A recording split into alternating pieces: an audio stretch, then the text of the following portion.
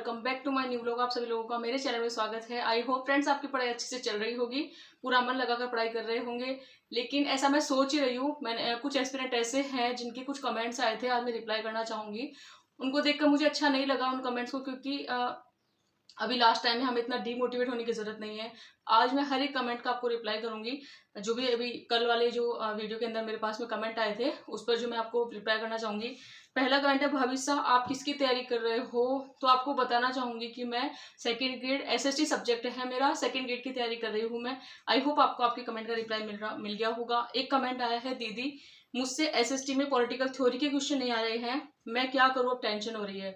तो देखो, सबसे पहले तो आप मुझे ये बताओ, पॉलिटिकल थ्योरी के आपको क्वेश्चन नहीं आ रहे हैं, इसके अलावा एक बार आप खुद से सवाल करना कि क्या आपका और जितने भी सब्जेक्ट है वो क्लियर है, क्या आप उनमें अच्छा कर पा रहे हो क्या? ये सवाल जरूर पूछना। हमारी क्या आदत होती है कि हम एक सब्जेक्ट को लेके परेशान होते रहते हैं और बाकी जिन सब्जेक्ट से हमारा सिलेक्शन हो सकता है उन पर आप ध्यान नहीं देते हैं।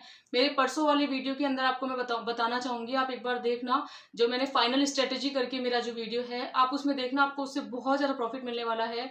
ये लास्ट टाइम में मैंने 1 महीने पहले ये वीडियो इसीलिए बनाया था ताकि कुछ एस्पिरेंट जिनको बहुत सारी प्रॉब्लम आ रही है, जिनका रिविजन नहीं हो रहा है, कुछ के क्वेश्चंस नहीं हो पा रहे हैं, उनको किन्हीं की थ्योरी नहीं हो पा रही है, रिवीजन बार बार नहीं हो पा रहा है, उसके लिए मैंने वो एक वीडियो बनाया था सिर्फ 1 महीने पहले, जिससे कि हम थोड़ी सी स्मार्ट स्ट्रेटेजी अपनाकर हमारी फाइनल स्ट्रेटेजी क्या होनी चाहिए कि हम सिलेक्शन तक पहुंच सके। तो आप वो वीडियो देखना, मेरा परसों वाला है ना, जिसपे लिख रखा है फाइनल स्ट्रेटेजी करके। तो बस आपको यही बताना, वो आप एक बार जरूर देखना। और आपको मैं आज कहना चाहती हूँ कि हमारी यही आदत होती है, किसी एक सब्जेक्ट को लेके हम परेशान होते रहते हैं, बाकी हमारे पास में इतने सारे सब्जेक्ट पड़े हैं। टोटल मैं आपको गिन के बताती हूँ, हमारे पास में टोटल 18 सब्जेक्ट है ना, अगर मैं देखे मोटे मोटे तौर पर आपको बताऊं तो, जिनमें से आपको सिर्फ एक पॉलिटिकल थ्योरी की टेंशन हो रही है। इसके अलावा क्या आपके 17 सब्जेक्ट क्लियर हो गए क्या? तो बस मैं आपको ये कहना चाहती हूँ, जो सब्जेक्ट अभी हमें परेशान कर रहा है ना, उस पर आपको ध्यान देने की जरूरत नहीं है। आपको उस मोटे मोटे तौर पर उसको पढ़ लीजिए थ्योरी, आपको ऐसा लग रहा होगा कि हाँ मुझे कुछ याद नहीं है, लेकिन एग्जाम टाइम में आपको याद आ जाएगा। और दूसरी बात यह है कि और इतने सारे सब्जेक्ट हैं, इतने जो आपके स्ट्रॉन्ग सब्जेक्ट है ना, उनको आप और स्ट्रॉन्ग कीजिए। और जो ऐसे लग रहा है कि हाँ याद नहीं है, उनके आप एमसीक्यू वगैरह कर लीजिए ना। जैसे मान लो पॉलिटिकल की थ्योरी आपको नहीं पढ़ने में आ रही है लास्ट टाइम में ना, तो जितने भी जैसे टॉपिक वाइज हमारे पास में एमसीक्यू की बुक है, तो आप जैसे स्वतंत्रता वाला टॉपिक आपने पढ़ा पॉलिटिकल साइंस के अंदर, अगर एसएसटी सब्जेक्ट की मैं बात करूँ तो उसमें आप उसके सारे जितने भी क्वेश्चंस बन रहे हैं ना ऑब्जेक्टिव, वो सारे देख लीजिए। पिछले साल की पीवाईक्यू 3-4 साल की जो भी एग्जाम में क्वेश्चंस आए हैं वो देख लीजिए। तो इस तरह की टेंशन करने की जरूरत नहीं है। वो कहते हैं ना, हर एक समस्या का समाधान होता है, तो हमारा काम है समस्या का समाधान करना, ताकि हमारा ध्यान डाइवर्ट ना हो, हम फिर से पढ़ाई कर सके। तो फ्रेंड्स, बस यही कहना चाहती हूँ आपसे कि जैसे आप कह रहे हो ना कि पॉलिटिकल थ्योरी है, उसके क्वेश्चंस नहीं आ रहे, टेंशन हो रही है, तो टेंशन वाली बात नहीं है। किसी एक सब्जेक्ट को लेकर आप अपना जो भी आपका माइंड है ना, उसको और सब्जेक्ट में लगाइए, और जिसकी भी थ्योरी आपको नहीं याद हो रही है उसके सिर्फ एमसीक्यू वगैरह कर लीजिए। जहां तक मेरा मानना है, एमसीक्यू करने से भी हमारे जैसे 18 क्वेश्चंस भी आएंगे ना एसएसटी सब्जेक्ट में, उसमें हमारे 10-11 क्वेश्चन आराम से सही हो जाएंगे अगर हम एमसीक्यू ध्यान से पढ़ लेते हैं। तो कहीं भी टेंशन लेने की बात नहीं है। लास्ट में आपको इसमें इस वाले मतलब आपको यही कहना चाहती हूँ आपके कमेंट के रिप्लाई में, कि आपको अगर थ्योरी याद नहीं हो रही है तो आप ऑब्जेक्टिव क्वेश्चन कर लीजिए, और साथ ही में जो भी आपकी थ्योरी वाला पार्ट हो रहा है धीरे धीरे उसे करते रहिए। और जिस भी सब्जेक्ट की आपको थ्योरी याद नहीं हो रही है तो टेंशन नहीं करनी है, उसकी जगह ऑब्जेक्टिव क्वेश्चंस कर लीजिए। एक कमेंट आया था, मैम एसएसटी सब्जेक्ट में गणपत सिंह सर की बुक में ओल्ड पीवाईक्यू है या फिर टेस्ट सीरीज के ही हैं? ओल्ड पीवाईक्यू वाले कहाँ से देखिए प्लीज बताइए। तो मैं देखो आपको कहना चाहूंगी, ओल्ड पीवाईक्यू के लिए मॉडल टेस्ट पेपर, जैसे सॉल्व पेपर आते हैं ना, सॉल्व वगैरह पेपर सॉल्व किए हुए हमारे पिछले एग्जाम के पेपर आते हैं, जिनमें हमारे जितने भी एग्जाम हुए अभी तक सेकंड ग्रेड के, वहाँ उनके सारे क्वेश्चन उसमें आते हैं। तो मैंने क्या किया था, एक बार मैं बुक लेने गई थी है ना, तो मैं वो लेके आ गई थी, तो उनको मैंने 2-3 बार पढ़ लिया था लाकर उस बुक को। मुझे पता चल गया था कि हाँ किस तरह के क्या क्वेश्चन पूछे जा रहे हैं, या फिर पिछले 3-4 साल से कैसे क्वेश्चन पूछे जा रहे हैं। तो आप ये कर सकते हैं। अगर वैसे बुक लाना देखो सही नहीं है, लेकिन अगर आपको लगता है कि पिछले 3-4 साल के मुझे पीवाईक्यू अभी देखने हैं, ज्यादा तो नहीं देखना, आप वो बुक मोटी आएगी थोड़ी है ना, तो आप क्या करना है, आपको सिर्फ जो मार्केट में आप जाओगे उन भैया को बोलोगे ना, तो वो दे देंगे कि अब तक के जितने भी एग्जाम में सेकंड ग्रेड एग्जाम में क्वेश्चन आए हैं एसएसटी सब्जेक्ट के, वो आप मुझे सॉल्व पेपर दे दीजिए, तो आपको दे देंगे। और इसी तरह से उनमें आपको सारे क्वेश्चन मिल जाएंगे जो अब तक एग्जाम में आए हैं। तो किसी भी चीज़ का आप टेंशन मत लीजिए कि अब क्या होगा, कैसे करेंगे, इतने से दिन बचे हैं। इसका मतलब ये आपको सिलेक्शन को लेकर टेंशन हो रही है ना, सिलेक्शन को लेकर टेंशन नहीं करनी है। हमें तो बिल्कुल हमारी मस्ती में पढ़ते जाना है, हमारे रिवीजन करते जाना है, बिना किसी टेंशन के, बिना किसी स्ट्रेस के हमें हमारा रिवीजन करना है। तो बस अब आपको ये करना है, मार्केट में जाकर एक बार आप सॉल्व पेपर लेके आओगे ना, उसको 1 दिन लगेगा आपको, आप पूरे देख लोगे, मुझे अच्छे से पता है। आप 1 दिन पूरे उन पेपर को देखना कि हाँ, कौन से क्वेश्चंस आए हैं। और मैं ज़्यादा बात नहीं करूँगी, लेकिन 2021 से लेके 25 तक जो भी एग्जाम हुए ना हमारे सेकंड ग्रेड के आएंगे, तो सेकंड ग्रेड वाले सारे क्वेश्चंस आप देख लेना। तो बाकी जो गणपत सर की आपने बुक पढ़ी है ना पीवाई की, उसमें बहुत अच्छे बुक दे रखे हैं, बहुत अच्छी व्याख्या दे रखी है। उस बुक में इतने अच्छे क्वेश्चंस लगे मुझे कि उसको अपन थ्योरी नहीं भी पढ़ेंगे ना, एक बार ऑब्जेक्टिव क्वेश्चंस भी कर लेंगे ना, तो काफ़ी चीज़ें हमारी माइंड में सेट हो रही है कि हाँ, हमें कुछ कुछ बातें समझ में आ रही है, थ्योरी की भी, और साथ में व्याख्या भी हो रही है, साथ में हमारे ऑब्जेक्टिव भी हो रहे हैं। एक कमेंट आया था, मैम मेरे 70 क्वेश्चन सही है, मेरा तो 2 गुना में नाम नहीं आया, मैं ओबीसी से हूँ। तो आपको कहना चाहूंगी, यही तो होता है ना स्ट्रेस। मैं ये तो कह रही हूँ कि मेरे भी 70 क्वेश्चन आए हैं, तो मेरा कहाँ पे 2 गुना में नाम आया है।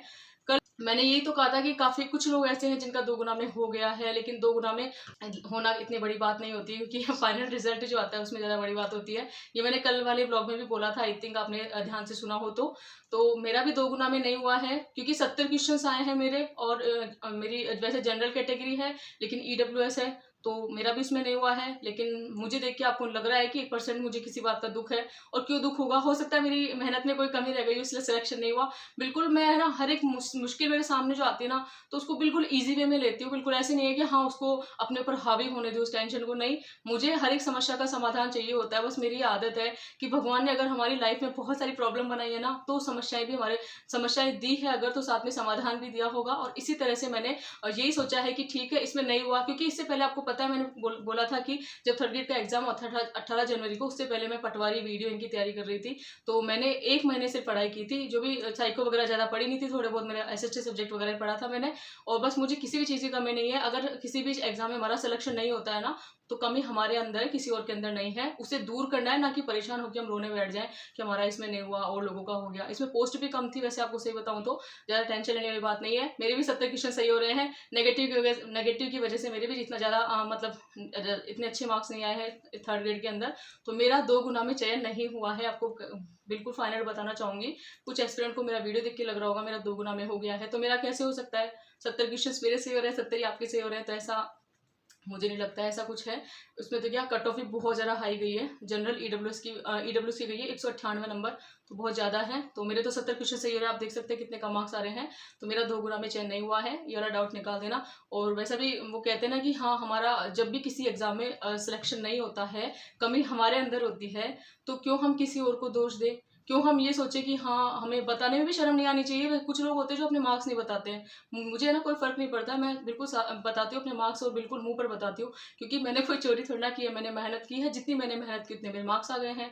हो सकता है कुछ लोग बहुत ज़्यादा पढ़ते हैं, उनके मार्क्स कम आते हैं, कुछ लोग कम पढ़ते हैं, उनके मार्क्स ज़्यादा आते हैं। तो सबका अलग अलग होता है पढ़ने का तरीका। तो बस आपको यही कहना चाहती हूँ मैं, हमें किसी तरह की टेंशन नहीं लेनी है। एक है मेरा भी नहीं आया, मतलब रह गया सिलेक्शन, कोई बात नहीं, हमारा सिलेक्शन रह गया है, लेकिन इतना तो विश्वास खुद पर करना पड़ेगा, मुझ पर भी करना पड़ेगा कि हाँ, अगर मेरा भी नहीं हुआ और मैं साथ में अपनी कंसिस्टेंसी बनाए हुए हूँ एक उम्मीद के साथ में कि कभी तो सिलेक्शन होगा, तो आप भी तो मुझे देखकर सीख सकते हैं ना। तो बस इसी तरह से आपको करना है, टेंशन नहीं लीजिए। जिन भी एस्पिरेंट का जो भी मतलब मेरे वीडियो देख रहे हैं, मेरी यूट्यूब फैमिली से जुड़े हुए हैं, जिन्होंने थर्ड ग्रेड का एग्जाम दिया था, तो उनका नहीं हुआ है, कोई बात नहीं। इसमें पोस्ट बहुत कम थी, अब जो वैकेंसी आएगी ना उसके लिए आप तैयार रहिए। अब वैकेंसी भी थोड़ी ज़्यादा आएगी, और साथ में हमारी जो तैयारी है ना उसमें कुछ कमी रह गई है, उसको हमें दूर करना है, तो सिलेक्शन जरूर होगा। एक दिन मुझे लग रहा है कि हम आपस में एक दूसरे से मतलब बातें शेयर करेंगे कि हाँ दीदी मेरा भी हो गया, मेरा भी हो गया। तो बस वही सुनना है मुझे भी। तो इसी तरह से हमको डीमोटिवेट नहीं होना है, और कंटिन्यू पढ़ाई को लगातार कंसिस्टेंसी बनाकर पढ़ते जाना है। एक है मेरा भी रिवीजन नहीं हो रहा है, एमसीक्यू बुक भी नहीं हो रही है। हाँ, आपकी बात बिल्कुल सही है। अभी ये जो टाइम चल रहा है ना, इसमें ना तो किसी का रिवीजन हो रहा है, ना एमसीक्यू बुक हो रही है। ये हो क्यों रहा है, इसकी वजह बताती हूँ आपको। सबसे पहले तो हमको लग रहा है डर कि एग्जाम सिर पे आ गया है, अब हम क्या करें, सिलेक्शन होगा या नहीं होगा, बस इसी बात को लेकर डर लग रहा है। अगर आप चाहो ना और ये सोचो कि नहीं कुछ भी नहीं है मेरे सामने, मैं सिर्फ अपना आज ये वाला सब्जेक्ट पूरा करूंगी, भले से मेरे पास बहुत सारे सब्जेक्ट पढ़े हो, मुझे कोई मतलब नहीं है। मुझे आज मेरा ये वाला सब्जेक्ट क्लियर करना है, आसानी से क्लियर करना है इनको। तो इस तरह से हमें करना है। अब क्या करना है, हम टेंशन ज़्यादा ले रहे हैं, डर रहे ज़्यादा हैं, तो रिवीजन भी नहीं हो रहा है, एमसीक्यू बुक भी नहीं हो रही है। तो किसी दिन आप अपने आप में डिसाइड कीजिए कि हाँ, मुझे आज आधे दिन जितना मुझसे रिवीजन होता है वो मैं करूँगी, या आधे दिन जितनी भी आप पढ़ाई करते हो ना, आधे घंटे मैं अपने रिवीजन को दूंगी, और जो भी आधे घंटे जितनी भी आप पढ़ाई कर रहे हो उनमें मैं एमसीक्यू वगैरह निकालूंगी। तो इस तरह से हम आसान बनाएंगे ना, तो हमें सब कुछ आसान लगने लगेगा। तो बस ज़्यादा इतना नहीं सोचना है कि रिवीजन नहीं हो रहा। मैं अच्छे से मानती हूँ, जो समय है ना, ये बहुत ज़्यादा हमारे ऊपर हावी हो जाता है, या कहें कि इतनी सारी टेंशन है वो हमारे इसी टाइम में हमारे ऊपर आनी होती है। लेकिन इनमें भी कुछ एस्पिरेंट ऐसे होते हैं जो इनसे बिल्कुल साइड में इन परेशानी को करके सिर्फ अपनी पढ़ाई पर ध्यान देते हैं। कुछ एस्पिरेंट होते हैं जो इनमें उलझ के रह जाते हैं। अगर आप मेरे यूट्यूब फैमिली से जुड़े हो, मुझे अपनी फैमिली का हिस्सा मानते हो, तो आपको ये कहना चाहती हूँ, हमको उलझना नहीं है, हमको हर एक मुश्किल को सुलझाना है, और साथ ही में हमारी तैयारी को करते जाना है।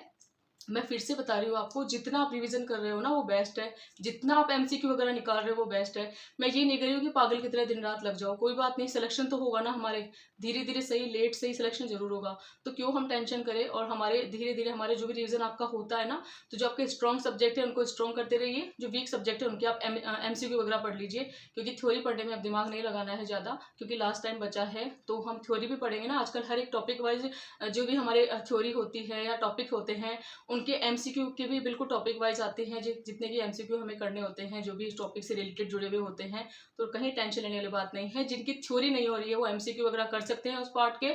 बाकी आपको मेरा परसों वाला वीडियो देखना है, उसको देखने से आप अच्छे से एक बात ध्यान रखना, अगर आपने वो वाली स्ट्रेटेजी भी अपना लेना, हमने सबने मिलकर, तो भी हम सिलेक्शन तक पहुंच सकते हैं। तो बस उन पर हमें ध्यान देना है। जो सब्जेक्ट नहीं हो पा रहा है उसकी टेंशन नहीं करनी है, जो हो रहा है उसे और बेहतर करना है। आई होप फ्रेंड्स आपको मेरा आज का व्लॉग पसंद आया होगा। पसंद आया हो, चैनल पर नए हो तो चैनल को लाइक शेयर एंड सब्सक्राइब कीजिए, और साथ में मेरी वीडियो को ज़्यादा से ज़्यादा शेयर कीजिए, ताकि जो भी एस्पिरेंट प्रॉब्लम्स आ रही है, जिनको जो परेशानी में है, या डीमोटिवेट हो रहे हैं, उदास निराश हो रहे हैं, वो भी मेरा वीडियो देखकर अपने आप के अंदर अपने आप को अभिप्रेरित कर सके। तो फ्रेंड्स यही मैं आपको कहना चाहती हूँ, बस उदास, परेशान, निराश ये सब नहीं होना है, हमें हमारी तैयारी करते रहना है। Thanks for watching.